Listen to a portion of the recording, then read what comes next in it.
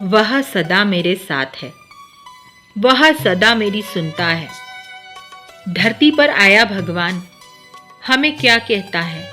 धरती पर आया भगवान हमें कहता है कि बच्चों, तुम्हारे कर्मा अनुसार गृहस्थ रूपी ट्रस्ट में कई परेशानियां आवेगी, परंतु तुम मुझे याद करना तो मैं आऊंगा।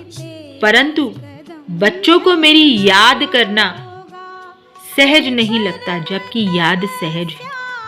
शिव कौन है? निराकार आत्मा, इसे कोई नहीं जानता।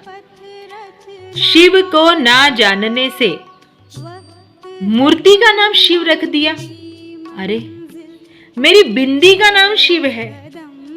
हाँ, परंतु चित्रों से शिव को काट दिया, तो शिव को काट दिया तो विश्व दुर्गति हो गई।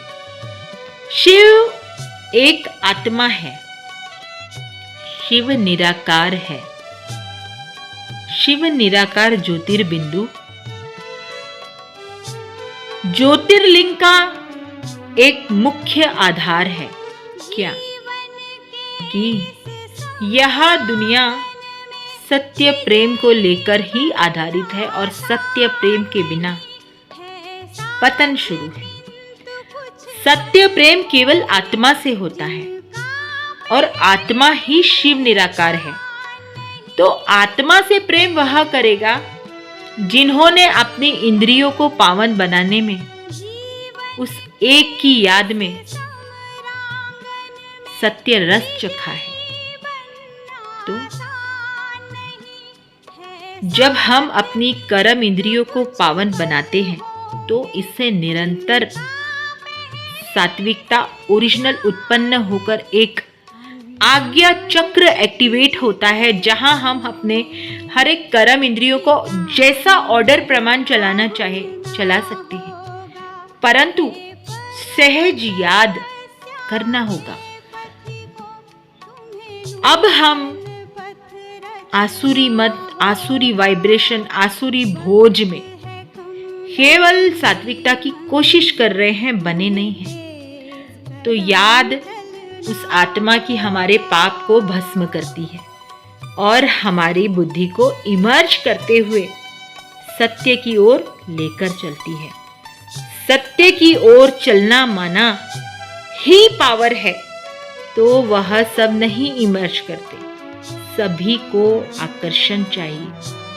तो जितना जो आकर्षण में रहेगा, शक्तियों से उतनी दूरी उसकी ऑटोमेटिक रहेगी, तो दुर्गति हो जाएगी। जब शरीर में शक्तियां नहीं होती तो प्रबल असुरी मत की शक्ति उसे कंट्रोल करती है, उस शरीर की आत्मा को कंट्रोल करती है, अपना गुलाम बनाती है। और आसुरी वाचाओं में पावर होता है, बल होता है, और उनकी बुद्धि बल उनके रूप पर आती है, जिससे हर आत्मा उनकी गुलाम बन उन्हीं की सुनती है। आसुरी आत्माओं के आकर्षण में पावर होता है और वह पावर पतन के निमित्त बनाता है। इसीलिए आज तक सृष्टि पर जितने भी गुरु आत्माएं हैं, वहां से कल्याण नहीं हुआ। श्रीमत से सद्गति, मनुष्य मत से दुर्गति। श्रीमत है केवल निराकार की याद स्वयं के अंदर, मनमत है कई आत्माओं की याद अपने मन में। तो मन की मत उस निराकार से मिलाने में वक्त लगता है, कुछ सात्विक दुआएं लेकर चलना पड़ता है, तब सत्य की खोज में हम चलते हैं। और आज तक इतिहास गवाह है कि बहुत कम आत्माओं ने अपने दुखों पर जीत पाई है, कंट्रोल किया है, औरों को सत्य सिखलाया है। सत्य की खोज कहीं मत करना, उसकी खोज स्वयं 5 तत्वों के प्रकृति के अंदर है, और यह प्रकृति पाना सिखाती है। प्रकृति से क्या लेना है, यह हमें एक निराकार की याद सिखलाती है। प्रकृति में सब कुछ होता है, सागर भी प्रकृति के अंडर में आता है। तो सागर कौन है? वह निराकार शक्ति जो सब कुछ अपने अंदर समाता है। तो प्रकृति में तो लावा भी होता है।